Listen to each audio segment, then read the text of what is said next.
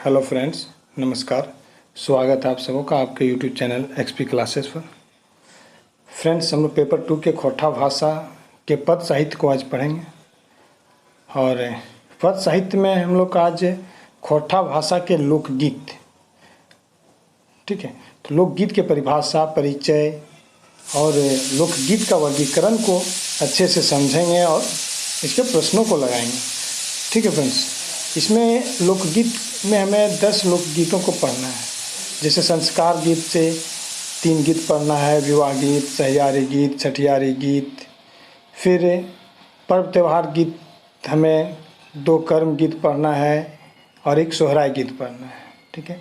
1 श्रम गीत पढ़ना है, 1 बाल गीत पढ़ना है, 1 ऋतु गीत पढ़ना है और 1 सामान्य गीत पढ़ना है। ये सब हमें अपने सिलेबस के अकॉर्डिंग पढ़ना है।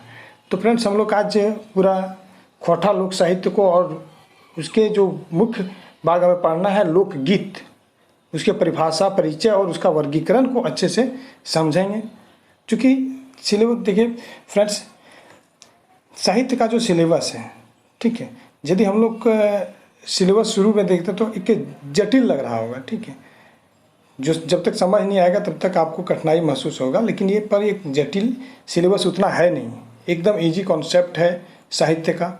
बस आज जो हम लोग समझेंगे, आज का जो क्लास हमारा होगा वो साहित्य को लेकर के पूरे अच्छे से हम लोग समझेंगे और अपने माइंड में जो एक कॉम्प्लिकेटेड और एक कठिनता, जटिलता जो आपके दिमाग में इस सिलेबस को लेकर के है, मतलब कि खोटा साहित्य जटिल है, कठिन है, ये सारा जो बीमारियां हैं इसको हम लोग कठिनाई को दूर करेंगे, ठीक है। आपको एकदम इजी कॉन्सेप्ट, आप चैनल पूरा क्लास को देखिए शुरू से, आपको एकदम इजी कॉन्सेप्ट लगेगा, इजी समझ में आएगा।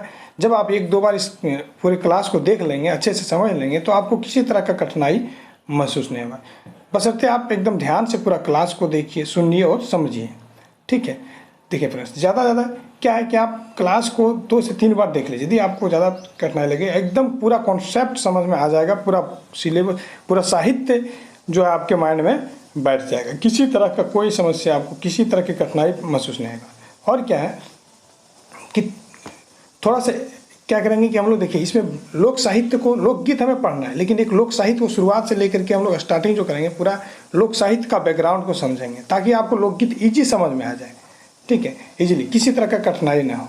आपके पूरा माइंड में कॉन्सेप्ट बैठ जाएगा साहित्य का, लोकगीत का, ठीक है। हम लोग इसके पूरा सिलेबस के अकॉर्डिंग लोकगीत का वर्गीकरण को समझेंगे, लोकगीत की परिभाषा को समझेंगे, लोकगीत का परिचय को समझेंगे अभी के क्लास में। आप लोग के एकदम शुरू से ध्यान से क्लास को सुनिए। प्रीवियस ईयर के प्रश्न को हम लोग लगाएंगे, जो प्रीवियस ईयर एग्जाम में पूछे गए हैं, लोक साहित्य से, लोकगीत से, लोक कथा से जितने भी प्रश्न पूछे गए हैं उन सारे प्रश्नों को लगाएंगे। और सारा प्रश्न को लगाएंगे तो आपको पूरा कॉन्सेप्ट समझ आने रहेगा। क्योंकि जब तक आप प्रश्न को नहीं लगाइएगा तब तक आपके कॉन्सेप्ट में पूरा साहित्य, लोकगीत नहीं बैठेगा। लेकिन जब भी आप पढ़ते हैं तो उसके साथ साथ आप क्वेश्चन को प्रैक्टिस कीजिए। जितना आप क्वेश्चन को प्रैक्टिस करेंगे उतना कॉन्सेप्ट बिल्ड होगा आपके माइंड में और उतने ईजिली आपको प्रश्न समझ में आने लगेगा। आप इजी कॉन्सेप्ट के साथ समझना शुरू कर देंगे, आपको उतना ईजी लगने लगेगा क्या, लोकगीत, ठीक है फ्रेंड्स। तो प्रश्न को लगाएंगे, पूरा क्लास आपको, पूरे ये जो पूरा क्लास है आज का, पूरा माइंड में आपका लोक साहित्य, लोकगीत बैठ जाएगा, लोकगीत इजीली समझ में आ जाएगा। तो चलिए आज हम लोग शुरू करते हैं। सबसे पहले इसका लोक साहित्य का जो है लोकगीत, लोक साहित्य के बैकग्राउंड को समझते हैं, लोक साहित्य क्या है, ठीक है। और तो फ्रेंड्स देखिए, है क्या कि पहले साहित्य को जानते हैं। साहित्य क्या है? यह मानव मन में आने वाले भाव, उतार चढ़ाव, सामाजिक स्थितियों, पारिवारिक स्थितियों, मानव के आसपास के पर्यावरण, जीवन तथा विभिन्न परिस्थितियों को व्यक्त करने का माध्यम है। क्या है कि यह एक जो साहित्य है एक माध्यम है, क्या चीज़ का, आपके माइंड में जो भी अपने परिवार को लेकर, अपने समाज को लेकर के, अपने आस पड़ोस को लेकर के, आपको अपने पर्यावरण को लेकर के जो भी कॉन्सेप्ट बिल्ड हो रहा है, जो भी दिमाग में आ रहा है, जो भी हाव भाव, जो आप सोच रहे हैं, समझ रहे हैं, देख रहे हैं, ये सबको व्यक्त करने का एक माध्यम है साहित्य, ठीक है फ्रेंड्स। और ये क्या है, यह मौखिक अथवा लिखित किसी भी रूप में हो सकता है। साहित्य जो है सो आप मौखिक, मतलब यदि आप मुँह से बोल करके किसी को सुना रहे हैं तो वो मौखिक हो गया। लिख करके आप यदि लिख करके किसी को बतला रहे हैं, लिख करके छोड़ रहे हैं तो वो क्या हो गया, लिखित हो गया। यह जन जीवन का दर्पण है। क्या कि साहित्य, एक जो साहित्य है वो जन जीवन का दर्पण है, मतलब लोगों के जीवन का एक दर्पण है। मतलब आप इसको यदि लिख देते हैं या किसी को बतलाते जाते हैं अपने समाज की घटना या समाज, पड़ोस, परिवार, जो भी स्थिति है, परिस्थिति है, उसको यदि आप बताते हैं तो एक आपको एक अगला पीढ़ी या आने वाले लोगों को एक इसका एक दर्पण बतलाता, मतलब एक कि क्या है स्थिति, क्या था उस समय का स्थिति, या एक मतलब एक दर्पण का काम करता है, लोगों को बतलाता है, समझाता है। ठीक है फ्रेंड्स, तो देखिए साहित्य के दो भाग हैं। साहित्य कितने भागों में बटा हुआ है? दो भाग में है। ठीक है, पहला क्या है? लोक साहित्य और शिष्ट साहित्य। ठीक है, दो भाग हो गया इसका, लोक साहित्य और शिष्ट साहित्य। ठीक है, अभी फिर देखते हैं लोक साहित्य क्या है और शिष्ट साहित्य क्या है। लोक साहित्य, देखिए लोक साहित्य किसे कहते हैं? चूंकि हमको लोक साहित्य का लोकगीत हिस्सा को पढ़ना है, लोकगीत और लोक कथा पढ़ना है। ठीक है, तो पहले समझेंगे इसके दोनों के बीच अंतर को देख लेते हैं कुछ, कि लोक साहित्य किसको कहते हैं और शिष्ट साहित्य किसको कहते हैं। लोक साहित्य मानव की वह मौखिक अभिव्यक्ति है, भले ही किसी व्यक्ति ने गढ़ी हो, पर आज जिसे सामान्य लोग समूह अपना ही मानते हैं। मतलब सामान्य लोगों का समूह जो है सो अपना मानता है। कोई भी व्यक्ति, साधारण व्यक्ति इसका रचना किया हो, लेकिन ये कि उस व्यक्ति का व्यक्तित्व पर्सनली ना हो करके पूरे समाज के लोग इसके उसे ऐसे अपना चुके हैं, तो उसको हम लोग लोक साहित्य कहते हैं। और जिसमें लोग जो है या लोक जो है युगीन वाणी साधना समाहित रहती है, मतलब लोगों की, ठीक है, युग युग से चलता आ रहा, सदियों से चलता आ रहा उसकी वाणी या उसके साधना समाहित है इसमें लोक साहित्य में, जिसमें लोक मानस प्रतिबिंबित हो, लोगों की, लोगों का भाव, लोगों का हाव भाव, ये सारा चीज़ प्रतिबिंबित किया जाता है लोक साहित्य में। ठीक है, इसी कारण इसे किसी भी शब्द की रचना नहीं मिलती, मतलब किसमें? लोक साहित्य में किसी शब्द का रचना नहीं मिलता, मतलब कोई रचा हुआ नहीं, लिखित नहीं है। ठीक है, जिसमें प्रत्येक शब्द, प्रत्येक स्वर, लहजा सहज ही लोक का अपना है। मतलब जो इसमें जितना भी जो लोक साहित्य में जो शब्द या जो स्वर, जो भी अपना व्यक्त करने का अपना जो मनोभाव है, भाव विचार है, उसको व्यक्त करने का जो माध्यम है वो एकदम सरल, सहज पाया जाता है। और इसके अत्यंत सहज और स्वाभाविक है, मतलब इसमें एक पाया जाता है, एक सहजता होता है, सरलता पाया जाता है किसमें? लोक साहित्य में, और एक स्वाभाविकता होती है। ठीक है, आगे देखते हैं फ्रेंड्स इसमें शिष्ट साहित्य को। शिष्ट साहित्य क्या? शिष्ट साहित्य उपार्जित अवचेतन मानस की अभिव्यक्ति है। मतलब एक शिष्ट साहित्य जो है ना, वही क्या? अवचेतन मानस, मतलब सभ्य और पढ़े लिखे लोगों की अभिव्यक्ति है। मतलब इसमें क्या करता है, इसकी जो रचना करते हैं शिष्ट साहित्य, शिष्ट साहित्य मतलब क्या? एक शिष्टाचार पूर्वक, ठीक है, एक शिष्टाचार पूर्वक नियम में रह करके लोग क्या करते हैं, इसकी रचना करते हैं। मतलब इसमें एक सभ्य लोग होता है, पढ़े लिखे लोग के द्वारा रचित होता है क्या? शिष्ट साहित्य। या लिपिबद्ध होता है, कलमबद्ध या रचित होता है। मतलब जैसे हम लोग क्या देखें, लोक साहित्य क्या था? लिपिबद्ध नहीं होता है, कलमबद्ध नहीं होता है, रचना इसका रचिता का पता नहीं, रचना नहीं मिलती है। लेकिन बट क्या है, शिष्ट साहित्य में आपका लिपिबद्ध होता है, कलमबद्ध होता है, मतलब लिखा हुआ होता है, और इसके रचिता का पता होता है, रचनाकार का पता रहता है। देखिए इसमें शिष्ट साहित्य में क्या है, यह चिंतन की एकाग्रता के साथ विशेष स्थिति, वातावरण सृजन की अपेक्षा करता है। मतलब एक लोग इसमें जो रचना करते हैं वो सोच समझ के, ठीक है, इसीलिए बोला गया चिंतन एकाग्रता। मतलब एक एकाग्रता माइंड से सोचते हैं किसी कॉन्सेप्ट, किसी विषय पर, और उसके बाद उसकी विशेषता और वातावरण का सृजन की अपेक्षा रखता है कि एक उससे क्या कॉन्सेप्ट तैयार होगा, बिल्ड होगा। ठीक है, उसके बाद कहता है लोक साहित्य का रचनाकार अज्ञात रहता है। ठीक है, बट शिष्ट साहित्य का रचनाकार ज्ञात नहीं है। ठीक है, मतलब ज्ञात है। मतलब शिष्ट लोक साहित्य के रचनाकार हैं, उसके बारे में कोई पता नहीं, किसने रचना किया, नहीं किया, किसने लिखा, लोक कथा हो, लोक गीत हो, इसका कोई जानकारी नहीं है। लेकिन शिष्ट साहित्य क्या है कि एक रचनाकार का हमें स्पष्टता पता रहता है कि किसने इसको लिखा है, किसने रचना किया है इसे, इसका। उसके बाद क्या है कि यह अलिखित है। कौन सा? जैसे लोक साहित्य अलिखित है। ठीक है, इसका कोई लिखित विवरण नहीं है। जैसे कि हम लोग देखें जो लोकगीत पढ़ रहे हैं या लोक कथा पढ़ रहे हैं, इसका कोई कहीं लेखा जोखा, मतलब कहाँ से आया, कौन लिखा, इसका कोई विवरण नहीं है। लेकिन शिष्ट साहित्य क्या है? लिखित है। हमें लेखक का पता रहता है, रचनाकार का पता रहता है कि किसने कौन सा लोकगीत या शिष्ट गीत जो है, किस नाटक का रचना किसने किया या कहानी का रचना किसने किया, ये सारा चीज़ हमें पता रहता है, विवरण दिया हुआ रहता है। मौखिक होने के कारण लोक साहित्य लोग अपने हिसाब से परिवर्तन कर सकते हैं। मतलब हम लोग देखें क्या कि लोक साहित्य क्या है, मौखिक है, इसका कोई रचनाकार का पता नहीं है, ये मौखिक एक पीढ़ी से दूसरे पीढ़ी ट्रांसफर होते रहता है। तो इसमें क्या है कि लोग एक पीढ़ी दूसरे पीढ़ी कुछ अपने स्थितियों के अनुसार से उसमें बदल सकता है, बदलाव ला सकता है। कुछ जो भी कथा है या गीत है तो उस स्थिति या क्षेत्र के अनुसार से उसमें बदलाव आ जाता है, बदल सकते हैं। लेकिन शिष्ट साहित्य जो है, इसमें आम जन अपने हिसाब से परिवर्तन नहीं कर सकते। मतलब हम जो एक बार लिख दिया गया है उसमें हम अपने हिसाब से चाहेंगे कि अपने अनुसार बदल दें उसकी भाषा को, उसके लेखक विवरण को, तो ये नहीं बदल सकते हैं इसमें शिष्ट साहित्य में। ठीक है। लोक साहित्य किसी एक व्यक्ति की कृति ना होकर लोक की कृति होती है। मतलब पूरा लोक एक समाज समूह का कृति होता है, मतलब पूरे समाज का रचना होता है। कोई एक व्यक्ति, हम क्या देखें कि भले ही लोक साहित्य का रचना कोई एक व्यक्ति किया हो, किसी एक व्यक्ति के माइंड से उपज हुआ हो, लेकिन एक में वो नहीं रह गया, वो पूरा समाज में समाहित हो गया, पूरे समाज का कॉन्सेप्ट मान लिया गया है। लेकिन शिष्ट साहित्य क्या है, किसी एक व्यक्ति विशेष द्वारा रचित होता है, किसी एक व्यक्ति का रचा हुआ माना जाता है। लोक साहित्य क्या है, बोलियों पर आधारित है। मतलब देखिए कि जो भी देखें कि कोई भी क्षेत्र के अनुसार से बदलता है। भले इसमें क्या है, किसी जो बोलियां हैं, खोरठा हो गया, संथाली हो गया, नागपुरी हो गया, पंचपरगनिया हो गया, तो ये बोलियों के आधार पर, क्षेत्रीय भाषा क्षेत्रीय बोली के आधार पर रचित होता है लोक साहित्य। ठीक है। लेकिन शिष्ट साहित्य क्या है, ये भाषा पर आधारित होता है।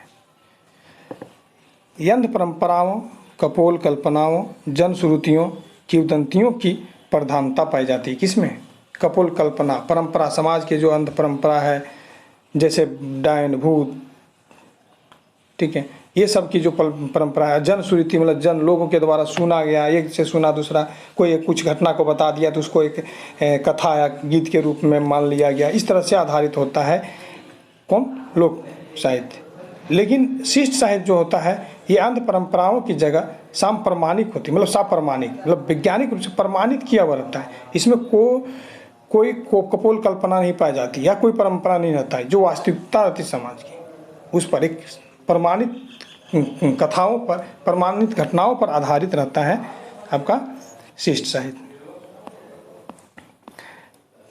अब देखते हैं हम लोग लोक साहित्य को समझते हैं। ये था आपका लोक साहित्य और शिष्ट साहित्य के बीच कंपेयर या अंतर की लिस्ट। लोक साहित्य किसे कहते हैं, शिष्ट साहित्य किसे कहते हैं। अब हम लोग थोड़ा लोक साहित्य के बैकग्राउंड को समझते हैं कि लोक साहित्य पूरा खोरठा लोक साहित्य जो है, खोरठा का, हमारा खोरठा का लोक साहित्य, ये ऑल ओवर वर्ल्ड हम लोग लोक साहित्य और शिष्ट साहित्य को समझ रहे थे।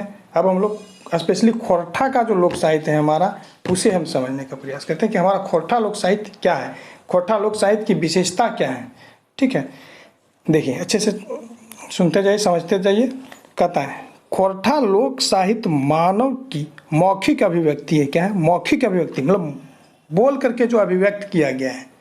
ठीक है, यह साधारणतः अलिखित ही रहती है। मतलब लोक साहित्य का अभी अब देखें ना कि कोई लिखित प्रमाण नहीं है, अलिखित है, इसके कोई रचयिता नहीं है। ठीक है, तो यार ये लिखित नहीं है, कलमबद्ध नहीं है। क्या, लोक साहित्य, खोरठा लोक साहित्य। इसके प्रत्येक शब्द, स्वर, लहजा सहज व सरल होता है। मतलब इसका जो भी शब्द है, स्वर है लोक साहित्य का, खोरठा लोक साहित्य का, वो एकदम सरल है और सहज है। यह मौखिक परंपरा द्वारा एक पीढ़ी से दूसरी पीढ़ी तक आगे बढ़ता रहता है। मतलब एक पीढ़ी से दूसरे, जैसे आप सुने होंगे कि आपकी दादी आपको कुछ किस्सा कहानी गीत सुनाई, या वो आपकी दादी फिर किसी से अपने पूर्वज मतलब अपने दादी से सुनी होगी, वो फिर अपने पूर्वज से सुनी होगी, आप फिर अपने आने वाले पीढ़ियों को सुनाएंगे। तो एक मौखिक रूप से सुनाते जा रहे हैं। जैसे गांव समाज से रिलेटेड कुछ घटना, अपने पर्यावरण से रिलेटेड कुछ कथाओं को आप सुना रहे हैं या सुने होंगे दादी से, जैसे अपने जानवरों से संबंधित या डायन भूत से संबंधित या धार्मिक रीति रिवाज से संबंधित कुछ कथाओं को, गीतों को आप सुने होंगे। तो ये इसी प्रकार से क्या कहता है, एक पीढ़ी से दूसरी पीढ़ी तक आगे बढ़ते रहता है। ये और मौखिक रूप में बढ़ता है। इसका कोई लिखित, हम लोग लिख करके लिखित विवरण नहीं है, मतलब हम सुना दें किसी को, फिर वो अगला किसी को सुना दिया, इस प्रकार से ये खोटा लोक साहित्य है। गाँव देहात के आम जन अपने जीवन के उतार चढ़ाव में अनुभूतियाँ प्राप्त करते हैं। यनानेस इसके कंठ से जो स्वर लहरी फूट पड़ती है, चाहे वह गीत के रूप में हो या कहानी पहेली के रूप में, या उसे हम लोक साहित्य के अंतर्गत अध्ययन करते हैं। मतलब गांव देहात, खास करके गांव देहात में आम सामान्य जन के द्वारा, सामान्य लोग के द्वारा अपने जन जीवन में उतार चढ़ाव आया या अपना भाव अनुभूति जो उन्होंने देखा, आपने उसी को अपना भाव को व्यक्त किया, ठीक है, जो एक कंठ से या स्वर से जो लहर फूट पड़ी, चाहे वो गीत के रूप में हो, चाहे कहानी के रूप में, कथा के रूप में या पहेली के रूप में, जो कि मतलब साधारण लोग कुछ अपने परिवेश में जो कोई चीज़ देखा, उसके माइंड में कुछ आया, उसके दिमाग में कुछ हाव भाव आया, तो उन्होंने एक स्वर के रूप में, कंठ से या पहेली के रूप में या गीत के रूप में, कथा के रूप में आप व्यक्त कर दिया, लोगों को दूसरे को सुना दिया, या दूसरे को अपने भाव को दूसरे के पास रखा, विचार को रखा, तो वो एक क्या बन गया, वो एक लोक साहित्य हो गया। लोक साहित्य के अंतर्गत आता है ये सारा। लोक मानस अपने परिवेश जनित भावों, चेतना, अनुभूति की शाब्दिक अभिव्यक्ति को लोक साहित्य कहा जाता है। मतलब लोक मानस का जो अपना परिवेश में, परिवेश जनित जो भी भाव है, चेतना, अनुभूति है, इसका शाब्दिक अभिव्यक्ति, मतलब शब्द के रूप में जो अभिव्यक्त किया है उन्होंने, उसी को लोक साहित्य कहा जाता है। मतलब कोई लिखित नहीं, लेकिन मौखिक रूप से अभिव्यक्त कर दिया है वो अपने भाव, अपने समाज की घटना या कथा, जो भी चीज़ घटित हुई है उसे, तो वो लोक साहित्य के अंतर्गत आता है। आगे देखेंगे हम लोग कि लोक समाज का पूरा परिवेश, जंगल, पहाड़, आकाश, सूर्य, चंद्र, तारामंडल, नदी, नाले, हवा, पानी, वर्षा, भूत, प्रेत, ईश्वर, सृष्टि, जन्म, मृत्यु, पुनर्जन्म, आस्थाएं, अंधविश्वास, रूढ़ियों, मान्यताओं, परंपराएं, दैनंदिन लोक जीवन के क्रियाकलाप, सामाजिक पारिवारिक रिश्ते, झगड़े आदि लोक साहित्य के विषय। मतलब लोक साहित्य का विषय क्या है? लोक साहित्य में जो कथा या गीत जो भी व्यक्त किया जाता है, उसके अंतर्गत क्या क्या आता है, तो देखते हैं क्या कि किसी भी लोक समाज में, लोगों के समाज में, लोक का पूरा जो समाज है उसमें लोगों का परिवेश, जैसे जंगल, पहाड़, आकाश, सूर्य, चंद्रमा, मतलब प्रकृति से रिलेटेड सारे चीज़, जानवर, नदी, नाला, ये सब घटनाएं, या ईश्वर, सृष्टि, जन्म, मृत्यु, पुनर्जन्म, धर्म, आस्था, अंधविश्वास, रूढ़ी, मान्यता, परंपरा जो चलते आ रहा है, ये सब चीज़ को समाहित किया गया है लोक साहित्य। ये सारा विषय जो लोक साहित्य के अंतर्गत आता है, ठीक है। अब देखते हैं फ्रेंड्स आगे कि लोक साहित्य के रचयिता के बारे में, कि रचना कैसे हुई। यद्यपि लोक साहित्य का रचना लोक समुदाय के कोई साधारण बुद्धि वाला व्यक्ति ही करता है, किंतु लोक समाज में व्यक्ति महत्वपूर्ण ना होकर के पूरा समाज महत्वपूर्ण होता है। मतलब क्या बताता है कि भले ही इसका लोक साहित्य का रचना जो हम लोग लोक कथा, लोकगीत पढ़ते हैं, साधारणतः कोई व्यक्ति, साधारण बुद्धि वाला व्यक्ति किया हो, लेकिन वो एक उस व्यक्ति का ना रह करके पूरा समाज उसमें महत्वपूर्ण हो गया, ठीक है। पूरा समाज की महत्ता उसमें दिखाई जाती है, पूरे समाज को महत्वपूर्ण माना जाता है, किसी एक के सेल्फ व्यक्ति, मतलब व्यक्तिगत परिचय उसमें नहीं दिया जाता है। अतः किसी खास व्यक्ति द्वारा रचा गया साहित्य भी उसकी व्यक्तिगत संपत्ति ना होकर पूरे समुदाय की संपत्ति हो जाती है। मतलब पूरा समुदाय का, मतलब यदि कोई खास व्यक्ति इसका रचना भी किया हो लोक साहित्य के अंतर लोक कथा, लोकगीत, तो वो उस व्यक्ति का व्यक्तिगत ना रह करके पूरा समुदाय का संपत्ति बन जाता है।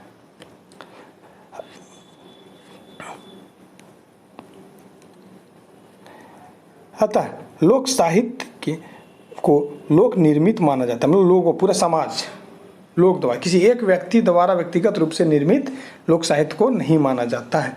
और लोक साहित्यकार के नाम का पता नहीं चलता है। इसी चूँकि एक व्यक्ति कोई रचा है, यदि कोई उस अपना भाव को व्यक्त कर दिया अपने समाज या अपने आस पड़ोस या अपने पर्यावरण से रिलेटेड कोई भी घटना, कोई कथा के रूप में चाहे गीत के रूप में, तो उसमें भले उसकी रचना कर दी व्यक्ति, लेकिन वो उसका पर्सनली रह करके पूरे समाज का बन गया और उस समाज के उसके कारण से इसका कोई रचनाकार का पता नहीं चलता है, मतलब किसने इसका रचना किया, साहित्य का रचना किया, कौन है इसका साहित्यकार, ये नहीं, बल्कि वो पूरा समाज का संपत्ति बन जाता है, उसको पूरा समाज को प्राथमिकता दी जाती है इसके अंतर्गत।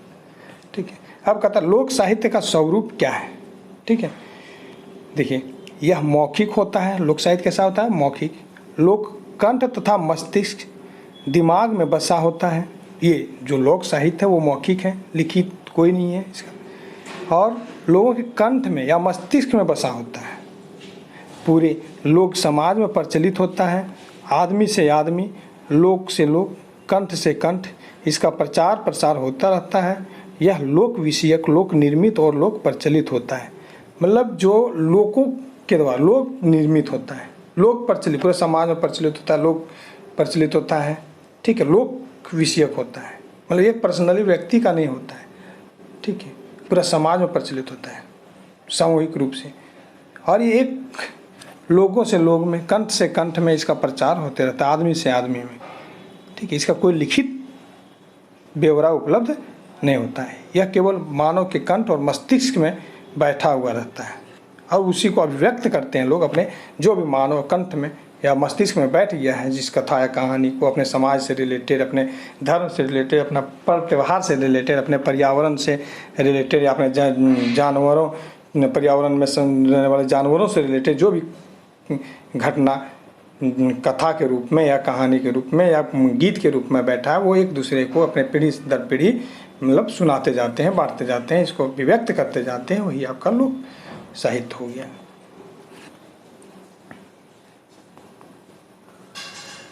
अब फ्रेंड्स हम लोग लोक साहित्य की विशेषता को समझेंगे कि लोक साहित्य क्या होता है, कैसे। ठीक है, लोक साहित्य कहता है खोरठा लोक साहित्य खोरठांचल के संस्कृति के प्रतिनिधि कर है, मतलब खोरठांचल पूरा खोरठा क्षेत्र जो है हमारे राज्य में या हम झारखंड में, खोरठा क्षेत्र उसके संस्कृति का प्रतिनिधित्व करता है, उसके हमारा संस्कृति को व्यक्त करता है जो खोरठा साहित्य है। खोरठा साहित्य बोली पर आधारित होता है, हम तो पहले भी पढ़ चुके हैं कि ये क्षेत्रीय भाषा जो है, क्षेत्रीय बोली है, उस पर आधारित रहता है खोरठा साहित्य, मतलब खोरठा साहित्य आधारित है। यंध परंपरा, कपोल कल्पनाओं, जनश्रुतियों और किंवदंतियों के प्रधानता, मतलब यहाँ जो खोरठा लोक साहित्य है उसमें अंध परंपरा, कपोल कल्पना, जैसे अंधविश्वास की कुछ घटना है, कपोल कल्पना, लोग कल्पना कर रहे हैं कि ये कुछ हुआ होगा ऐसे धर्म से या कोई पर्व त्यौहार से रिलेटेड लोग माना ही जाता है कि जैसे पूछता है कि सोहराय का पर्व कैसे शुरू हुआ होगा या कर्मा पर्व कैसे शुरू हुआ, ये कपोल कल्पना है कि मान लेते हैं लोग कि इस प्रकार से यहाँ का शुरुआत होगा। तो ये जनश्रुति मतलब लोगों के द्वारा एक से एक दूसरे को सुना करके, ठीक है, इस प्रकार की प्रधानता, एक दूसरे को सुनाते हैं, ये प्रधानता पाई जाती है आपका खोरठा लोक साहित्य में। एकर लोक साहित्य में प्रकृति प्रेम के प्रधानता पावल जाए, मतलब देखेंगे हम लोग कि खोरठा लोक साहित्य है वो प्रकृति प्रेम है, क्योंकि प्रकृति की पूजा हम लोग देखते हैं कि यहाँ जो झारखंड की अधिकतर पर्व त्यौहार हैं वो प्रकृति की पूजा की जाती है। जैसे आप देखिए करम पर्व हो गया, सरहुल हो गया, सोहराय हो गया, टूसू पर्व हो गया, ये सब क्या है, एक प्रकृति की पूजा की जाती है। तो इसीलिए कहा जाता है और यहाँ के जितने भी लोकगीत लोक कथा है वो प्रकृति से संबंधित है, प्रकृति पर आधारित है, और इसीलिए इसको कहा जाता है कि प्रकृति प्रेम की प्रधानता पाई जाती है यहाँ के लोक साहित्य में। और यही सबसे रिलेटेड है, जो भी कर्म गीत आप जब गीत पढ़ेंगे या कथा पढ़ेंगे तो इसमें आप देखेंगे कि हमारे सारे कथा या गीत जो है हमारे प्रकृति से संबंधित है, हमारे प्राकृतिक पर्व त्यौहार, प्राकृतिक पूजा पाठ आराधना, ये सारे चीज़ों से जुड़ा हुआ हमारा संस्कृति है। प्रकृति के अनेक रूप जैसे नदी, पर्वत, जंगल, फल फूल, वर्षा, झरना, जलाशय, सूरज, पशु पक्षी, आकाश के दर्शन पाए जाते हैं किसमें, लोक साहित्य में। लोक साहित्य मौखिक परंपरा से प्रगतिशील प्रक्रिया रहे, मतलब यह एक मौखिक परंपरा है, मतलब एक मौखिक रूप से इसको पीढ़ी दर पीढ़ी आगे बढ़ते गया, इसका कोई लिखित उपलब्ध नहीं है, कलमबद्ध नहीं है।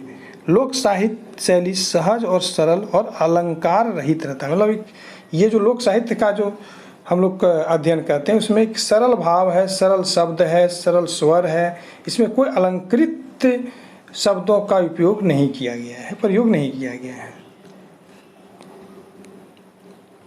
लोक साहित्य रचनाकार और रचना काल अज्ञात है। मतलब लोक साहित्य का जो रचना किसने किया ये जानकारी नहीं है, इसका कोई विवरण उपलब्ध नहीं है, ज्ञात है। और रचना काल कब इसकी रचना हुई, कैसे हुई, इसका कोई जिक्र कहीं नहीं उपलब्ध है। और लोक साहित्य कोनो प्रचार खातिर नहीं, मतलब ये किसी स्पेशली किसी चीज़ का प्रचार नहीं करते हैं।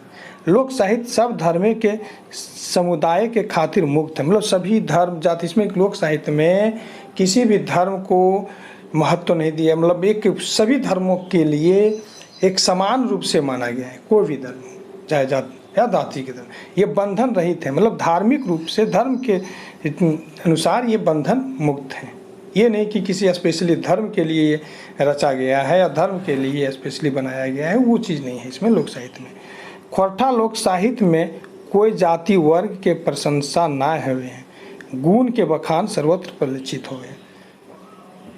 मतलब देखते हैं कि खोरठा जो लोक साहित्य है इसमें किसी जाति या वर्ग की प्रशंसा नहीं किया गया है, बस जो एक गुण क्वालिटी है उसका गुण की बखान किया गया है, इस गुण को महत्व दिया गया है। सब जाति के एक समान भागीदारी मिले, मतलब सब जाति को इसमें खोरठा लोक साहित्य में सभी जातियों को एक समान रूप से स्थान दिया गया है।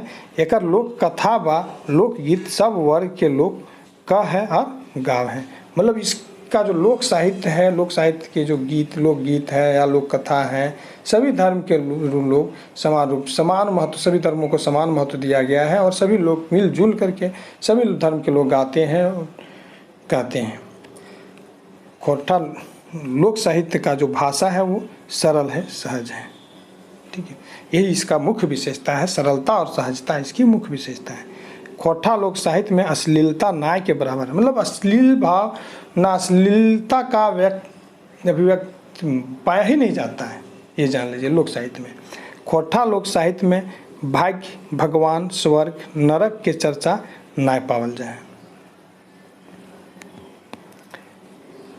खोरठा लोक साहित्य में माय मतलब माँ, नारी, मिट्टी और मानव एक सबसे बड़ी विशेषता है। मतलब नारी जाति को, माता को महत्वपूर्ण स्थान दिया गया है और इनका सम्मान स्वरूप इसमें दिखलाया जाता है खोरठा लोक साहित्य में। वर्ग, वर्ण, लिंग आदि के भेदभाव नहीं, मतलब किसी भी लिंग, जाति, वर्ण को लेकर के कोई तरह का भेदभाव नहीं दिखलाया जाता है। एकर में असमान अथवा विषमता के कोई भाव नहीं, मतलब असमानता और विषमता का किसी तरह का भाव नहीं दिखाया गया है। ये खोरठा क्षेत्र के लोक जीवन, सामाजिक, आर्थिक, धार्मिक और सांस्कृतिक जीवन के दर्पण है।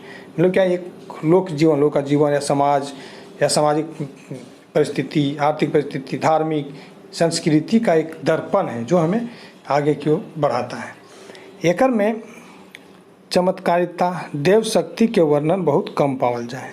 मौखिक रहे के कारण लोक साहित्य के लोग अपन हिसाब से बदलाव कर रहे हैं। अभी हम लोग देखे थे कि मौखिक है, इसीलिए हर झारखंड के अलग अलग क्षेत्र में जाएंगे तो अपने भाषा के अनुसार, बोलियों के अनुसार से कुछ उसमें बदलाव कर सकते हैं, या एक पीढ़ी से दूसरे पीढ़ी जब समय के अनुसार से कुछ बदलाव देखने को मिलता है लोक साहित्य में।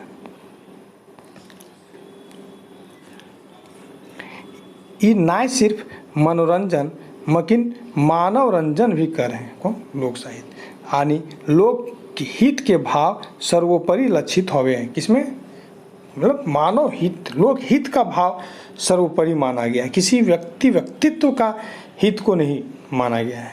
ठीक है, मतलब लोक हित को प्राथमिकता दिया गया, पूरे समाज को प्राथमिकता दिया गया है। एकर में वैदिक संस्कृति के अभाव रहे मकिन मानववादी व समतावादी संस्कृति स्पष्ट नजर आवे। एकर में प्रकृति और संस्कृति के अद्भुत सामंजस्य, मतलब प्रकृति और संस्कृति का एक दूसरे के बीच सामंजस्य दिखलाया गया है। ठीक है, विकृति नहीं के बराबर है। सदान और आदिवासी के बीच लोक जीवन की सहभागिता एवं सहअस्तित्व खोरठा के विशेष, मतलब सदान और आदिवासियों के बीच अभी आप देखेंगे कि हमारा जो झारखंड है उसमें सदान और आदिवासियों के बीच एक लोक जीवन की सहभागिता, एक दूसरे को कोऑपरेट करते हैं, एक दूसरे पर्व त्यौहार सब एक दूसरे के साथ मिल करके बनाते हैं, सहअस्तित्व की भावना देखने को मिलता है हमारे खोट्टा क्षेत्र में। ये गुण हमारे खोट्टा साहित्य में पाया जाता है, लोक साहित्य में पाया जाता है। यह हमारे लोक साहित्य की विशेषता है कि किसी भी तरह का भेदभाव नहीं, सहभागिता है, लोग एक दूसरे को मिलजुल कर रहते हैं। भाववाद के अभाव और कर्मवाद या श्रम के महत्ता साफ है। मतलब कर्मवाद मतलब लोग भाग्यवाद के अभाव, मतलब भाग्य पर टिके वो चीज़ नहीं है, कर्मवाद है। मतलब लोग कर्म पे ज़्यादा विश्वास करते हैं, श्रम की महत्ता दिया गया, मेहनत को ज़्यादा महत्व देते हैं, मेहनत नज़र आता है।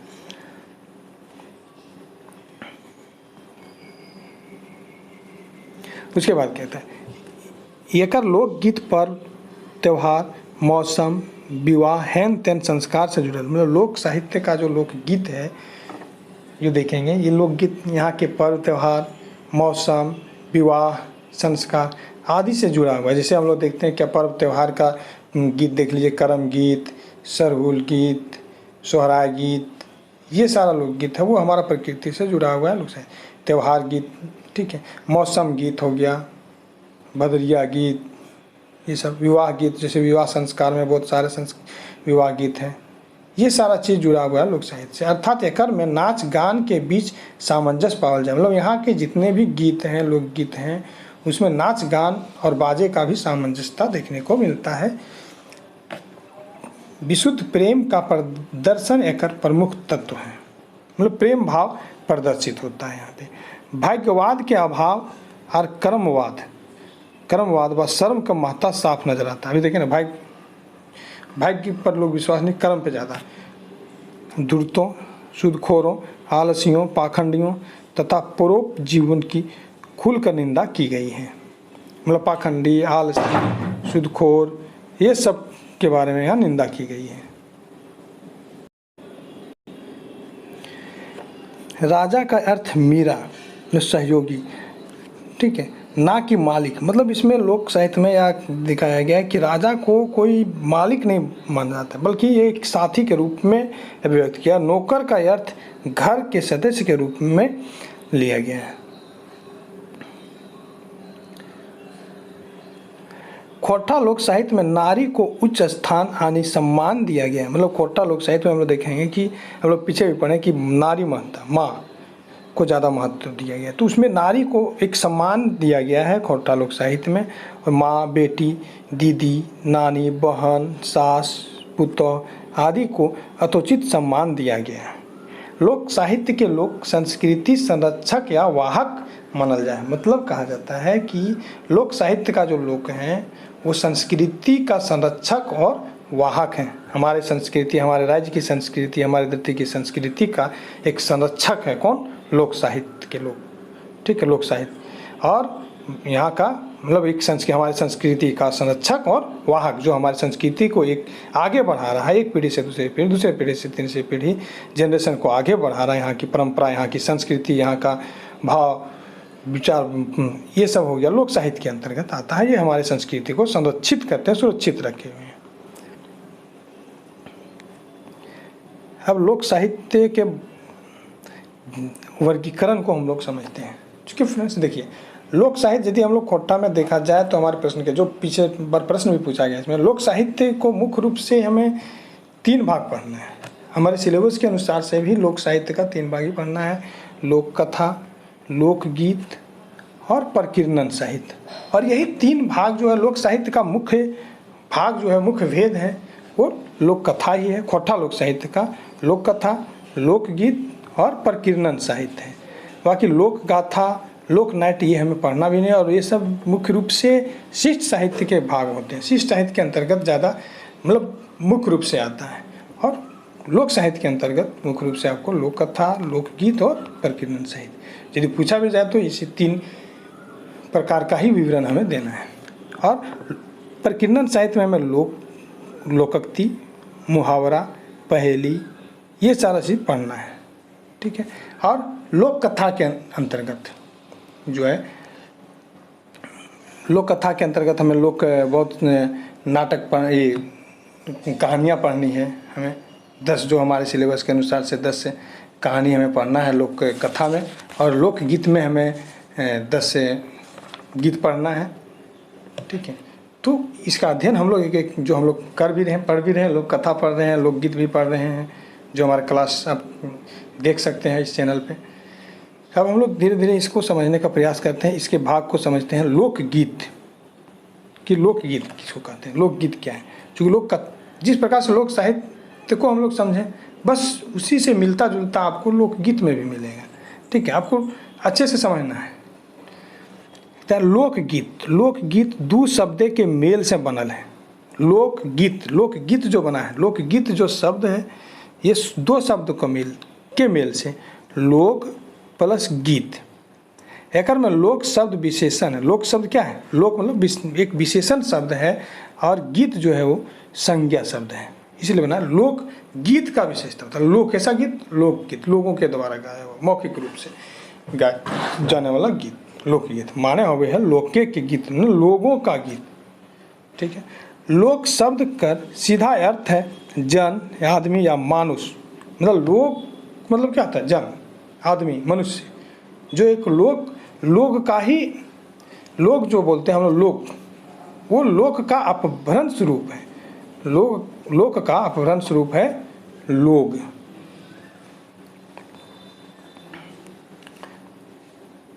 देखिए अब लोकगीत कहते किसको है, ये था लोकगीत जो का निर्माण लोक प्लस गीत सबसे बना।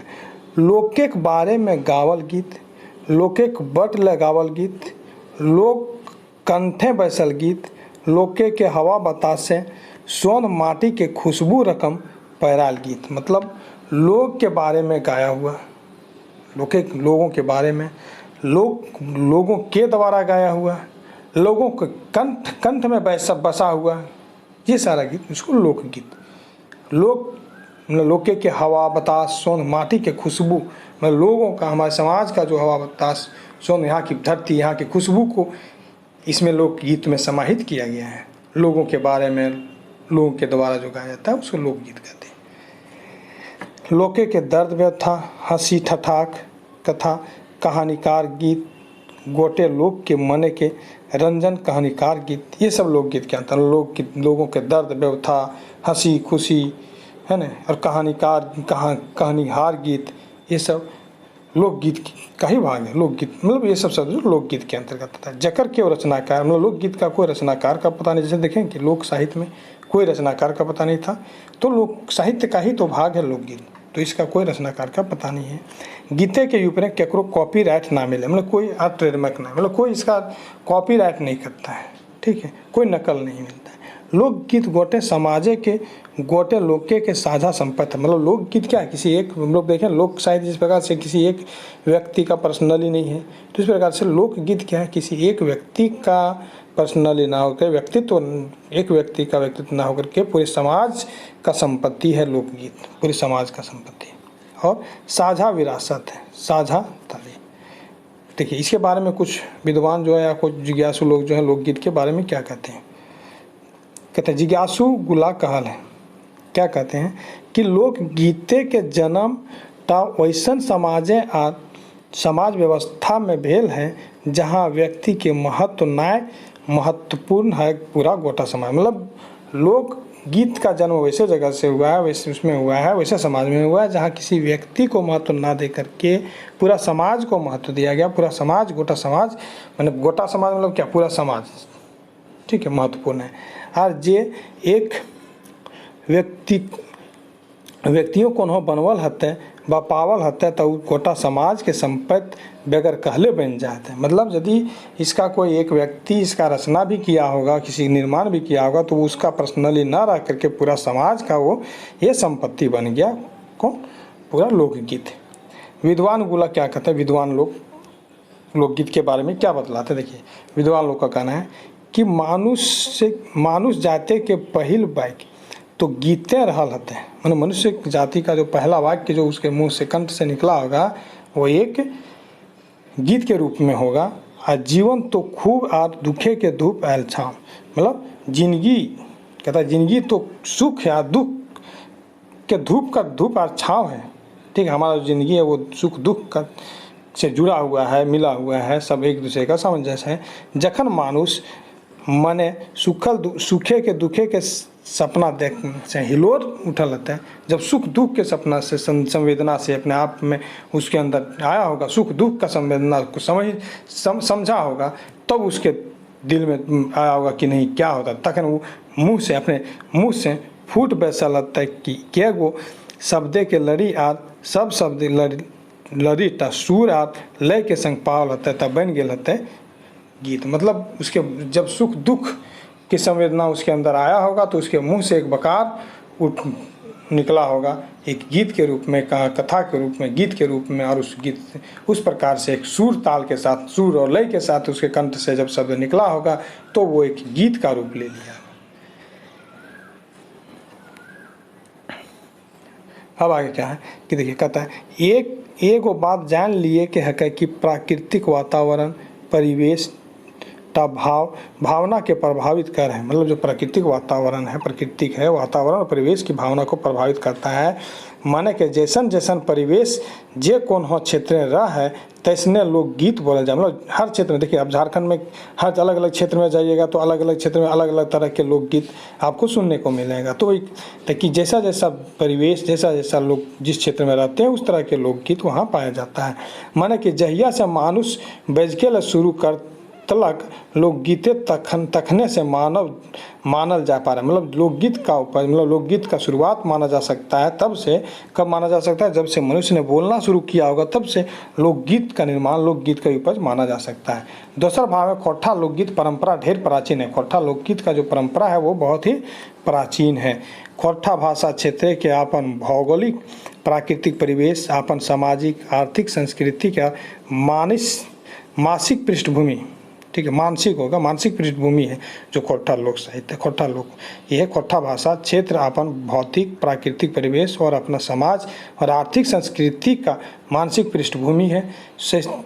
ये खोट्ठा लोकगीतें अपन विशेषता है और अपन प्रकृति या परंपरा है। और इस प्रकार से खोट्ठा लोकगीत का अपना विशेषता है, अपना प्रकृति और परंपरा है, पाया जाता है खोट्ठा में। अब देखते हैं खोट्ठा लोकगीत की विशेषता, खोट्ठा लोकगीत की विशेषता क्या है। जिस प्रकार से हम लोग लोक साहित्य की विशेषता देखें, चूँकि आपको उसी प्रकार से सेम मिलता जुलता इसमें आपको पाया जाएगा। लोकगीते के रचनाकार या रचना काल अज्ञात हैं। जिस प्रकार देखें लोक साहित्य क्या है, लोक साहित्य का रचना काल या रचनाकार का पता नहीं, बस उसी प्रकार से लोकगीत तो उसी का भाग है, तो इसका भी रचनाकार और रचना काल का पता नहीं है, कोई जानकारी नहीं है। लोकगीत मौखिक राग सुर में लयबद्ध है, मतलब ये मौखिक ही रहता है, लेकिन क्या राग सुर के रूप में, राग और सुर के साथ में। लोकगीत परंपरागत ढंग से पीढ़ी दर पीढ़ी कंठस्थ रूप में बैठल चल आ रहा है। मतलब एक पीढ़ी से दूसरे पीढ़ी, दूसरे पीढ़ी तीसरे पीढ़ी एकदम कंठ मौखिक रूप से चलते आ रहा है। लोकगीते के लोक संस्कृति भाव रहे हैं से लेल एकरा सांस्कृतिक वाहक माने। मतलब इसमें सांस्कृतिक भाव पाया जाता है लोकगीत में, इसलिए संस्कृति का, लोकगीत को संस्कृति का वाहक माना जाता है। संस्कृति का वाहक कौन? लोकगीत, क्योंकि इसमें संस्कृति का भाव परिलक्षित किया गया, प्रदर्शित किया जाता है लोकगीत के माध्यम से। चूँकि देखिए, आप जितना भी लोकगीत है हमारा संस्कृति, हमारा धर्म, हमारा पर्व त्यौहार से संबंधित है, ठीक है। लोकगीतें रचनाकारे के कोई आपन छाप ना पावल जाए। मतलब लोकगीत का जो रचनाकार है उसका कोई अपना व्यक्तित्व और निजी व्यक्तित्व का कोई परिचित मतलब भाव नहीं दिखता है। लोकगीतें लोक मानसे के छाप है, मतलब पूरा लोक मानस, मतलब समाज का छाप देखने को मिलता है लोकगीत में। लोकगीतें शैली अलंकार रहित, सरल, सहज और स्वाभाविक, मतलब इसमें कोई, इसका जो भाषा है, बोली है, लोकगीत का जो स्वर है, सुर ताल है, ये एकदम साधारण, सरल और सहज है। इसमें कोई शैली, अलंकृत शैली नहीं है। लोक मानस समय सिरे परिवेश मुताबिक नाम ठेकान बदल दे है, मगर भाव सुर है। मतलब लोक मानस जो है सो समय के अनुसार से परिवेश के मुताबिक जो है सो नाम ठेकान बदल सकता है, लेकिन सुर राग ये सब सेम रहता है, इसको नहीं बदल सकते हैं। खोट्ठा लोकगीत अश्लील न पावल जाए, मतलब अश्लीलता का भाव नहीं पाया जाता है। एकड़ में जातिवाद के बढ़ावा ना दे के मानव प्रतिरूप, मतलब जाति धर्म ये जातिवाद का कोई भेद, मतलब भावना नहीं देखने को मिलता है किसमें, लोकगीत में। बस केवल मानवता को के प्रतिरूप है, मानवता को प्राथमिकता दिया गया है। खोट्ठा लोकगीतें प्रकृति रूप झलक, मतलब प्रकृति का रूप, जैसे हम लोग देखिए जंगल झाड़ से रिलेटेड रहता है, सूर्य, पृथ्वी, पहाड़, पत्थर, नदी, ये सब चीज़ों पर आधारित हमारा सारा लोकगीत है। इसलिए इसको प्रकृति के रूप झलके मतलब प्रकृति का रूप देखने को मिलता है, दिखता है किसमें, लोकगीत में। भाई बहन और स्त्री पुरुष के असीम प्यार देखल जाए किसमें, लोकगीत में जो है सो हमारा। जैसे कर्म गीत आप देखिए तो भाई बहन का प्यार का प्रतीक है, भाई बहन से रिलेटेड गीत गाया जाता है। इस असीम प्यार भाई बहनों के बीच दिखाया गया है। एकर में क्षेत्र सीमा के कोई बंधन है, मतलब इसके अंदर कोई बंधन नहीं है कि किसी क्षेत्र से रिलेटेड गीत को लिखना है। छठी और विवाह संस्कार कुछ गीत है छोड़कर एकर साथ वाद्य यंत्र बदल, मतलब कुछ देखिए छठी संस्कार मतलब जो कहते हैं संस्कार गीत है, छठी गीत वो हो गया, ठीक है। और विवाह संस्कार गीत है, तो कुछ कुछ जो गीत हैं इस सब में से उसमें से कुछ गीतों में वाद्य यंत्र नहीं बजाया जाता। बाकी जितने भी यहाँ के लोकगीत हैं हमारे धरती, हमारे झारखंड की, हमारे चाहे वो पर्व त्यौहार से रिलेटेड हो, चाहे संस्कार से हो, चाहे प्रकृति से रिलेटेड हो, सब में वाद्य यंत्र का प्रयोग किया जाता है, बस कुछ गीतों को छोड़ करके। ये व्याकरण और भाषा विज्ञान के नियम से अलग रहे, मतलब इसमें व्याकरण, भाषा विज्ञान, व्याकरण जो है ना उसका कोई बाध्यता नहीं रहता है हमारे लोकगीत में। खोट्ठा लोकगीत है पर्व त्यौहार में शामिल, मतलब खोट्ठा के जितने भी लोकगीत आप देखिएगा सुनिएगा तो सब किसी न किसी पर्व त्यौहार से जुड़ा हुआ है, पर्व त्यौहार से संबंधित। और जितने भी पर्व त्यौहार यहाँ मनाए जाते हैं, चाहे आप कर्मा, सोहराय, टुसू, बावड़ी, जितने भी पर्व ले लीजिए सब में उसका अपना एक पार्टिकुलर उसका एक गीत है। तो ये कहता है खोट्ठा लोकगीत है पर्व त्यौहार में शामिल है। खोट्ठा लोकगीत है शर्म महत्ता विशिष्ट है, मतलब शर्म की को महत्व दिया गया है। खोट्ठा लोकगीत है करुण रस है, जैसे आप देखिए वैवाहिक विवाह गीत है, उसमें कुछ विवाह गीत में आपको करुण भाव प्रदर्शित होगा, ठीक है। आनंद प्यार मिले है, और आनंद कुछ ऐसे गीत हैं इसमें आनंद खुशी का लहर आपको देखने को मिलेगा खोट्ठा लोकगीत में। क्षेत्रानुसार खोट्ठा के बोली के उच्चारण स्वर कुछ शब्द पंक्ति में स्थानांतर अंतर्भाव, जैसे देखिए हमारा जो क्षेत्र है खोट्ठा झारखंड का, वो झारखंड 5-6 क्षेत्रों में बटा हुआ है। तो यहाँ के क्षेत्र के अनुसार से बोलियों में आपको अंतर मिल जाएगा। जैसे आप गिरिडीह का हैं तो आप गिरिडीह की बोली देखिए खोट्ठा का, धनबाद चले जाइए, बोकारो चले जाइए, रामगढ़ चले जाइए, तो इस प्रकार से आप जिस क्षेत्र में जाएंगे आपको कुछ न कुछ बदलाव, कुछ न कुछ अंतर यहाँ की बोलियों में एक ही भाषा खोट्ठा की बोली में देखने को मिलेगा। तो उसी प्रकार से यहाँ क्षेत्र के अनुसार से क्षेत्रानुसार खोट्ठा के बोली तो उसके उच्चारण स्वरूप उच्चारण में भी बदलाव देखने को मिलता है आपको, मतलब स्थान के अनुसार से। गीतों में संगीत और गेयता पावल जाए, मतलब गीत जो भी गाएंगे उसमें संगीत और गाने वाले के भाव पाया जाता है, गेयता पाया जाता है गाने वाला। गीते कृत्रिमता ना है मकिन सरलता है, मतलब कृत्रिम जो कहते हैं निर्मित नहीं, कृत्रिम रूप नहीं पाया जाता, लेकिन एक सरलता का भाव प्रदर्शित होता है यहाँ के खोट्ठा लोकगीत में। लोकगीत अवसर के बेअवसर ना गावल जाए, मतलब लोकगीत ऐसा है यहाँ का जो लोकगीत है वो केवल अवसर पर ही गाया जाता है। देखिए आप कर्म पूजा में कर्म गीत गाया जाता है, सोहराय में सोहराय गीत गाया जाता है, चाँचर गीत गाया जाता है, सरहुल में देख लीजिए आप सरहुल गीत गाया जाता है, टुसू पर में टुसू गीत गाया जाता है। इस तरह से कोई खास अवसर पर ही पर्व त्यौहार पर ही गाया जाता है, वह संस्कार ये सब चीज़ों पर गाया जाता है। लेकिन अब बिना मतलब का अनावश्यक रूप से ये सारे गीत लोकगीत हमारे नहीं गाए जाते हैं, ठीक है। तो ये था आपका लोकगीत की विशेषता। अब हम लोग देखते हैं आगे इसका वर्गीकरण, लोकगीत का वर्गीकरण को समझेंगे कि हमें जो जिस प्रकार से लोकगीत हमारे सिलेबस के अनुसार से लोकगीत का वर्गीकरण, चूँकि 10 विविध लोकगीत पढ़ना है, उसमें से हमें देखिए कि संस्कार गीत पढ़ना है। संस्कार गीत में आप देखेंगे संस्कार गीत जो है इस खास जैसे विवाह गीत होता है, छठियारी गीत होता है, श्राद्ध गीत होता है, सहियारी गीत, ये संस्कार गीत के प्रकार हैं। लेकिन हमें सिलेबस के अनुसार से विवाह गीत, छठियारी गीत और सहियारी गीत पढ़ना है। ये 3 गीत हमें अपने सिलेबस के अनुसार से संस्कार गीत के अंतर्गत पढ़ना है, ठीक है। दूसरा हमें पर्व त्यौहार गीत पढ़ना है, ठीक है। पर्व त्यौहार गीत में कौन कौन आता है, करम गीत, सोहराय गीत, सरहुल गीत, जावा गीत, तो ये सब पर्व त्यौहार के गीत के प्रकार हैं। लेकिन हमें जो अपने सिलेबस के अनुसार से पढ़ना है फ्रेंड्स वो है करम गीत और सोहराय गीत, ठीक है। 2 करम गीत हमें पढ़ना है और 1 सोहराय गीत पढ़ना है। उसके बाद श्रम गीत 1 पढ़ना है, बाल गीत 1 पढ़ना है, ऋतु गीत पढ़ना है और सामान्य गीत 1 पढ़ना है, ठीक है।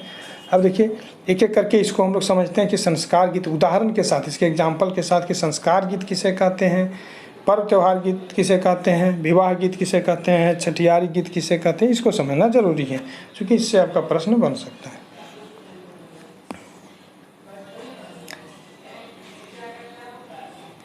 देखिए संस्कार गीत क्या है। संस्कार गीत जो है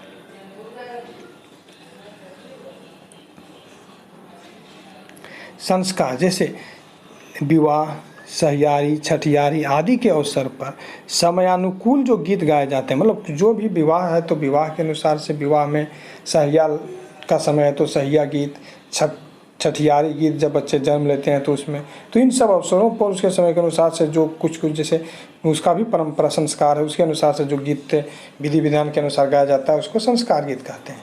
सबसे पहले देखिए छठियारी गीत क्या है, ठीक है। छठियारी गीत को समझेंगे क्योंकि हमको छठियारी गीत हमें पढ़ना है, ठीक है। तो छठी का अर्थ शिशु के जन्म का छठवां दिन, क्यों दिन जन्म का, यदि कोई किसी के यहाँ बच्चा जन्म लेता है तो उसके छठे दिन, जिसे नारता भी कहा जाता है, क्या कहते हैं इसको, नारता। इस दिन कुसराइन जो होती है, दाई जिसको कहते हैं, दाई द्वारा जच्चा बच्चा मतलब माँ और बच्चे को अच्छी तरह से तेल हल्दी से नहलाया जाता है और माँ और पिता को क्रमशः तेल हल्दी से नहलाते बच्चा को और हल्दी से रंगे साड़ी और धोती पहनाया जाता है। माँ को हल्दी लगा हुआ साड़ी और पिता को हल्दी लगा हुआ धोती पहनाया जाता है। गांव की औरतें नवजात शिशु को देखने आती है, साफ सुथरे आंगन में एकत्रित होकर बैठ करके मंगल कामना हेतु मंगल गान करती है और इसमें एक मधुर सुर ध्वनि में गीत गाती है। ये जो महिलाएं आती है वो, तो इसको कहते हैं, मतलब देखिए कि जब किसी के यहाँ बच्चा जन्म लेता है तो छठवां दिन सब उसको बच्चे को नहलाया जाता है, माँ को नहलाया जाता है और हल्दी तेल लगाया जाता है और पिता को हल्दी लगा हुआ धोती, माँ को हल्दी लगाया हुआ साड़ी पहनाया जाता है। लोग गांव हर जगह से गांव की महिलाएं आती है, उसके आंगन में बच्चे को देखने आती है और उसमें बच्चे के लिए गांव में घर में बैठ करके गीत गाती है और बच्चों के लिए मंगल कामना करती है। सारी महिलाएं बैठ करके गीत गा करके उसको कहते हैं संस्कार, मतलब छठी संस्कार गीत, छठ मतलब जो कि बच्चे के जन्म के छठवां दिन होता है, ठीक है। संस्कार गीत इसमें झांझन गाते हैं लोग, क्या गाते हैं, झांझन, इसको झांझन भी कहा जाता है। जैसे देख सकते हैं एक झांझन, ठीक है। इसमें देखिए हम कुछ उदाहरण मतलब गीत का एक कुछ पंक्ति लिए हैं, उसमें हम लोग गा के देखते हैं, प्रयास करते हैं कि किस प्रकार के गीत छठी संस्कार गीत के अंतर्गत आता है। कहता है अंगना में अल ललनवा से, अंगना में अल ललनवा से, मंगली के गीत मिली गावा हो, ललना तिले तिले बाढ़त पुता, अंगना में सोहाय जीते माइक के दादी के कोरवा हो। मतलब इस अंगना में घर में एक ललनवा मतलब नए बच्चे का, नए शिशु का जन्म हुआ है, मंगल गीत सबको मिल के गाइए और ललना तिले तिले बाढ़ते, मतलब धीरे धीरे ललना जो है ये बच्चा जो है शिशु जो है धीरे धीरे बढ़ेगा, पुता पुती जो तो बेटा है या बेटी है तो उसमें अंगना में बढ़ेंगे और इस प्रकार से जब बढ़ेगा तो यहाँ का जो उसकी माँ उसकी दादी के गोद भर जाएगी, मतलब गोद का शोभा बढ़ जाएगा। ये है आपका छठियारी गीत था। अब देखते हैं विवाह संस्कार गीत किसको कहते हैं।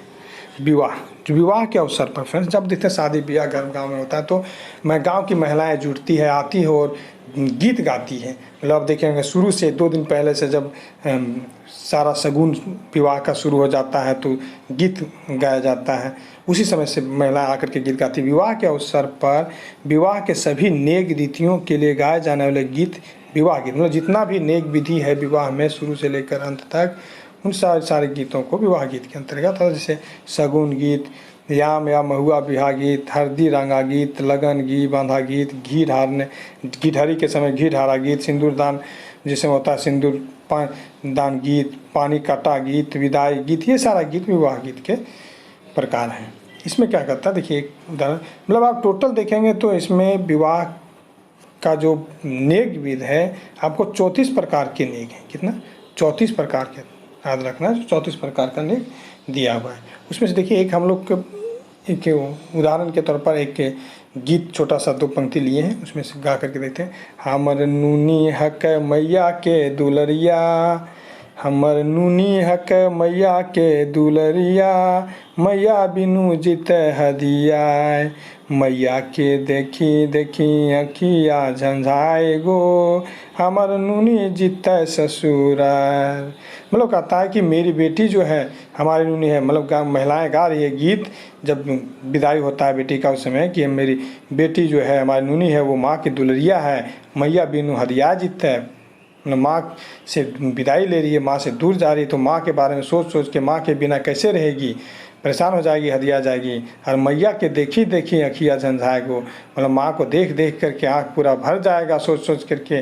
और हमार नूनी जीतते ससुराल, जब हमारी नूनी बेटी ससुराल जाएगी। तो अब देखिए सहियारी गीत, जो सहिया मतलब आप देखते हैं अभी बहुत कम हो गया, शुरुआती पहले समय में सहिया हर परिवार में सहिया लगाया जाता था, हर घर में आप सहिया देखते होंगे। और ये क्या होता था, एक दूसरे जाति में विभिन्न जातियों में सहिया लगाया जाता था अपने हम उम्र के साथी के साथ में। कहता है कि हम उम्र के 2 भिन्न भिन्न जातियों के बीच मित्रता जोड़ने के दौरान गाए जाने वाले गीत को सहियारी गीत कहते हैं। मतलब आप देखेंगे कि गांव में पहले परंपरा था कि सहिया लगाने का परंपरा, और हर जगह इस सहिया का एक बहुत ही ज़्यादा प्रचलन था, लोग सहिया लगाते थे। मतलब यह अन्य जातियों के साथ में अपने एक से दूसरे जाति के बीच में सहिया लगाया था, मतलब एक दोस्ती का, एक मित्रता का एक स्वरूप था। ये मित्र लगाना, मित्रता करना एक दूसरे जाति के लोगों से। इसमें क्या होता था कि इसमें पहचान एक इस तरह से समाज का एक परिलक्षित होता दिखाया जाता था कि हम लोग जाति धर्म को दूर करना, जाति धर्म को भूल करके जाति धर्म के को बीच में नहीं ला रहे हैं, मतलब इसको एक मिटाने का प्रयास किया जाता था कि सब मिल करके रहना है। हमारा क्षेत्र वैसा है कि हम किसी जाति धर्म को महत्ता नहीं देते हैं, इसलिए अन्य जातियों के साथ इसमें मित्रता की जाती थी। और तो इस प्रकार से सहियारी गीत मतलब सहिया लगाया जाता था। चूँकि हम लोग देखेंगे कि ज़्यादातर दिया जाता था 3 साल में एक बार सहिया का प्रावधान, सहियारी वर्ष सहिया लगाया जाता था।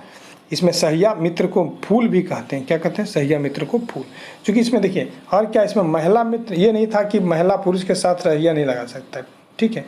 मतलब महिला के साथ में और पुरुष के साथ में सहिया लगाते थे, मित्रता करते थे। महिला के साथ में मित्रता और पुरुष के साथ में। तो पुरुष देखिए फूल कहा जाता था मित्र को, महिला मित्र को सहियान और फूलिन कहा जाता है, ठीक है।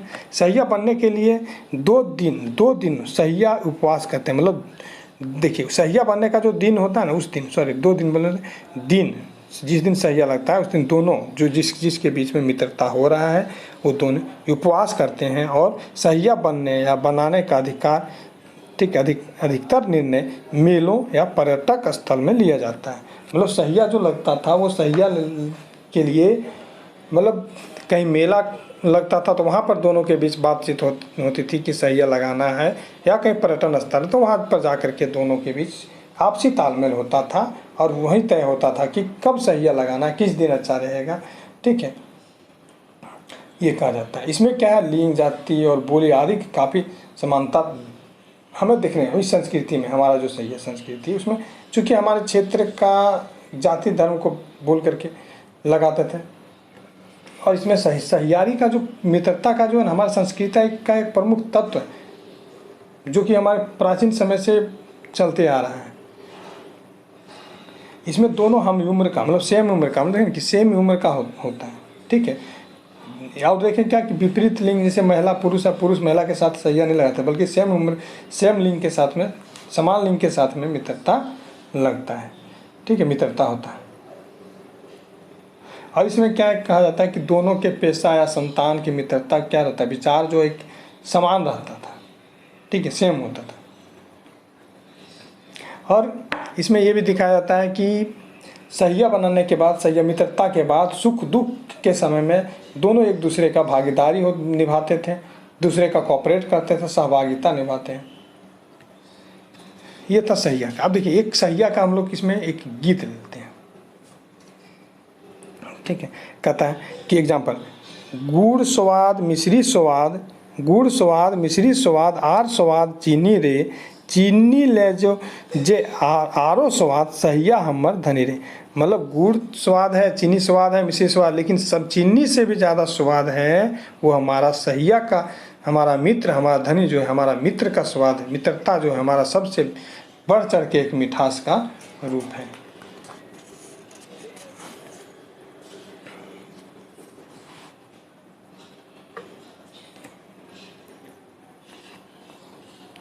पर्व त्योहार के गीत, अब देखिए पर्व त्योहार का गीत क्या है जो पर्व त्योहार में गाया जाता है। जैसे यहाँ का ज़्यादातर अब पर्व त्योहार देखेंगे तो यहाँ के ज़्यादातर पर्व त्योहार सब प्रकृति से रिलेटेड है, ठीक है। प्रकृति की सहचरी खोटांचल की भूमि, प्रकृति से ही संबंधित पर्व त्योहार विद्यमान है। मतलब यहाँ की जो हमारा क्षेत्र है, हमारा खोटांचल, हमारा झारखंड, वो भूमि प्रकृति से संबंधित पर्व त्योहार है, ठीक है। और इसी प्रकृति से संबंधित पर्व त्योहार के अवसर पर गाए जाने वाले गीत को पर्व त्योहार गीत कहते हैं। जैसे सरहुल गीत, सोहराय गीत, करम गीत, बोड़ी पर्व गीत, पूस गीत, ये सब सारा हो गया आपका। अब देखिए इसमें सरहुल गीत किसको कहते हैं। सरहुल कहीं फागुन में तो कहीं चैत महीना में कब मनाया जाता है, कहीं फागुन में, कहीं चैत महीना। मुख्य रूप से आप देखिए चैत में ही मनाया जाता है सरहुल, ठीक है। मनाए जाने वाले वैसे सरहुल पर्व में गाए जाने वाले गीत सरहुल गीत है। इस समय साल वृक्षों में नए नए कांफल, मतलब नया नया फूल खिल जाता है, उगाते हैं और अपने इसमें क्या कहते हैं, अपने कानों में साल सखुए के फूलों को खोस करके ये चेहरा या सरना स्थल जो सरना जाता है और वहाँ पर सरहुल गीत गाते हैं, नृत्य करते हैं और सरहुल का पर्व मनाते हैं लोग। जैसे इसमें एक उदाहरण के तौर पर देखिए, बीतल माघ महीना अल फागुने के दीना, फूटी गेल रे दैया सभे बन फूल, मनाएब पर्व सरहुल। मतलब माघ महीना बीत गया, फागुन महीना आ गया, फागुन का दिन, और सभी पेड़ पौधे में फल फूल खिल उठा है, अब हम लोग सरहुल मनाएंगे। याम जामे मकुल फूल लो महुआ के फूल, आम जामुन और सब महुआ का फूल भी खिल गया। फूटी गेले रे दैया सैया के फूल, सरैया के फूल, मनाए बस पर्व सरहुल। मतलब सरैया का, सखुआ का फूल खिल गया है, सखुआ का फूल खिल उठा है, फूल फूट उठा है, मतलब फूल चुका है, अब सरहुल हम लोग मनाएंगे। उसके बाद कहता है सोहराय में, देखिए सोहराय गीत क्या है। सोहराय जो एक पशु पूजा है, तो कहता है खोटा क्षेत्र में पशु आराधना का यह पर्व कहीं कार्तिक में तो कहीं पौष में, ज़्यादातर देखिए कार्तिक महीने में हम लोग पढ़ते हैं कि कार्तिक में मनाया जाता है, तो कहीं पौष महीना मनाया जाता है, मतलब पुष माह में। और इस दिन किसान अपने हल बैल को नहला धुला कर अपने गोहाल में पूजा आराधना करते हैं। घर में पूरे पकवान बनते हैं, अच्छे अच्छे शक्तिशाली बैलों और भैंसों का प्रदर्शन करते हैं। मतलब इसमें प्रदर्शन भी लगाया जाता है बैलों का, क्योंकि इसमें देखिए क्या करता है कि एक यह एक पशु आराधना है, क्योंकि पशु हमें पूरे हमारा जो धन संपत्ति को बढ़ावा दिया है पशु के कारण से। लोग पहले पशु का उपयोग करके अपने धन संपत्ति को बढ़ाते थे, खेती बाड़ी जो अपना जीवन यापन करता था पशु के माध्यम से, तो उसका भी एक पर्व मनाया जाता था। और ये कार्तिक महीना में खास करके जो दिवाली होता है, दिवाली के सुबह में मनाया जाता है सोहराय पर्व। और उसमें क्या करते हैं लोग, जानवरों को नहलाते धोते हैं और खूंटा में घर के बाहर बांधते हैं, फिर उसको टीका चंदन, मतलब देखिए कि उसके सींग में सिंदूर लगाया जाता है, तेल पूरे शरीर में लगाया जाता है, फिर पूरे पकवान बनाते हैं, प्रसाद उसको खिलाया जाता है, दीप अगरबत्ती दिया जला करके उसकी आराधना की जाती है, पूजा की जाती है जानवरों को।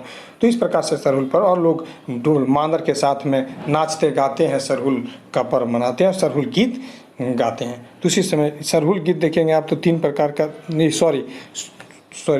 सोहराय गीत गाते हैं। और सोहराय जैसे गाय, जगरना गीत, चाँचर गीत और हारा बरदिया गीत।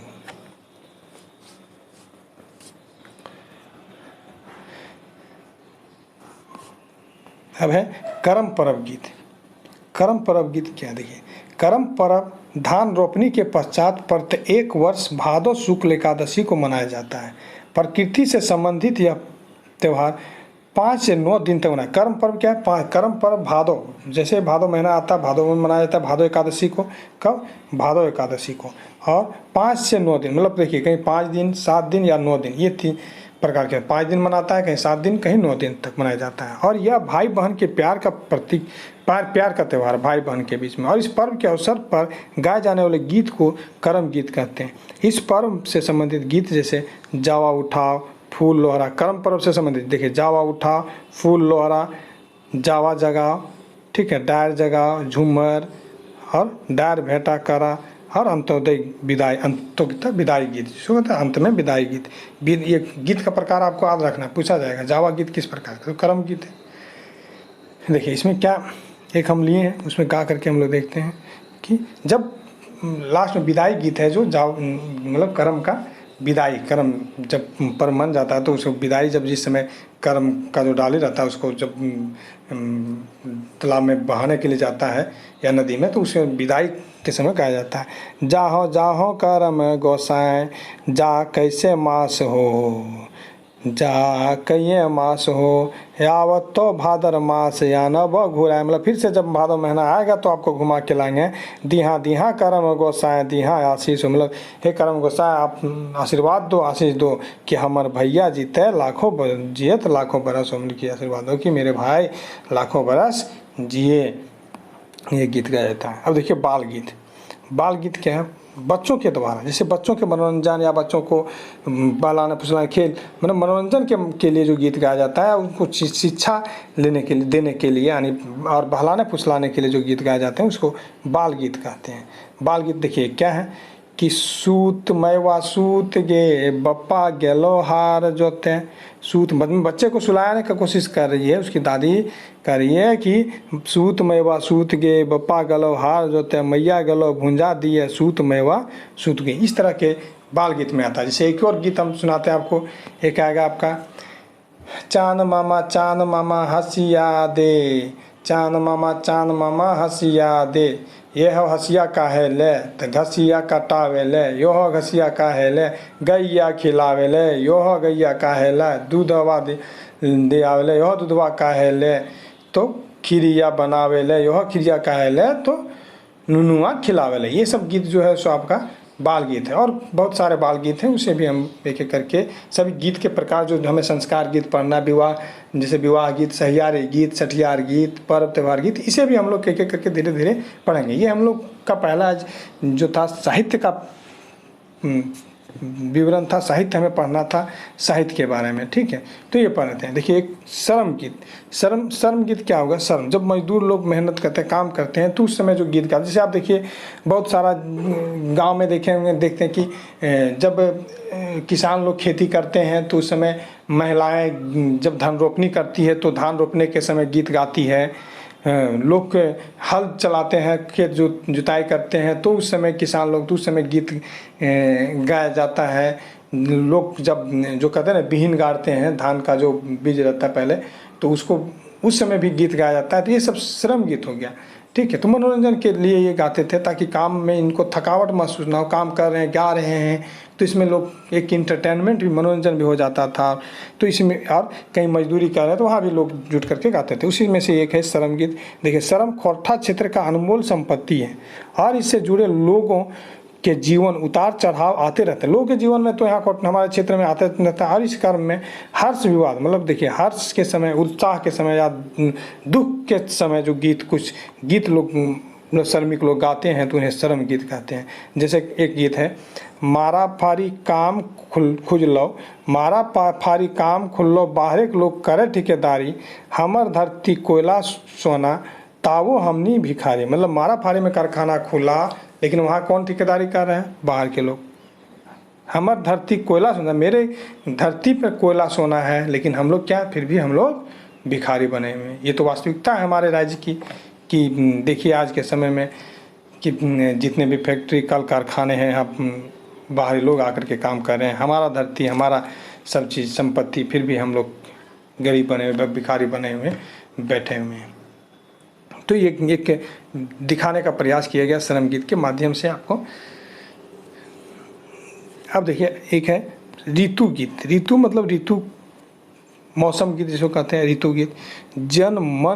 जन मन के अनुरंजन हेतु खोरठा क्षेत्र के विभिन्न भागों में विभिन्न ऋतुओं, चाहे बैसाख जेठ की तपती दोपहरिया हो या सावन भादों की रिमझिम, ठीक है, सावन भादों की रिमझिम, या पूष माह की कुकवाती शीतल ब्याह के साथ गाए जाने वाले गीत। मतलब या तो देखिए जेठ बैसाख का तपतपाती धूप, इतनी गर्मी होती है फिर भी, या सावन भादों में झिमझिमाता वर्षा हो, या पूष माह के कुकवाती हुई ठंड जो एकदम पूरा ठंड हवा लगता है, उस तरह की शीतलहरी ठंड हो, फिर भी ये इस सब मौसम में जो गीत गाया जाता है उसे हमें ऋतु गीत कहते हैं।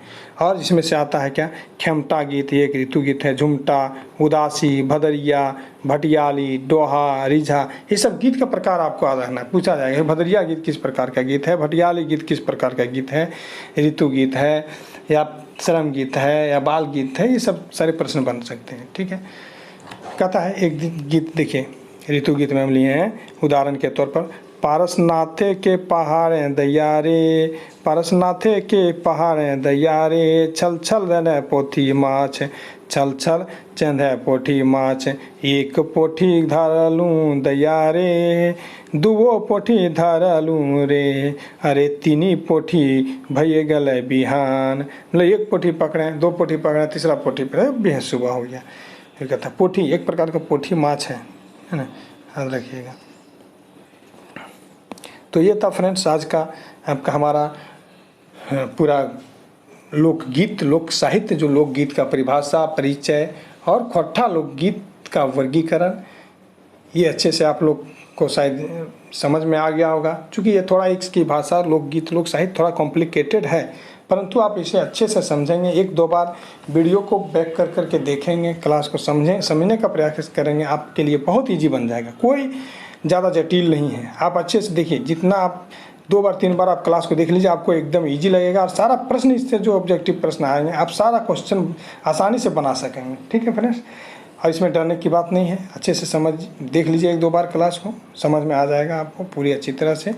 कोई ज़्यादा कॉम्प्लिकेटेड नहीं है, एकदम ईजी लगा होगा शायद हमारे बताने के बाद आपको। खोरठा लोक साहित्य, लोकगीत की परिभाषा, लोकगीत का परिचय, लोकगीत का वर्गीकरण समझ में भी आ गया होगा आप लोगों को पूरा। खोरठा लोकगीत का जो वर्गीकरण है, लोकगीत का जो विशेषता है, किस प्रकार के सहियारी गीत, विवाह गीत, ये सारा छठियारी गीत जो हमें पढ़ना है।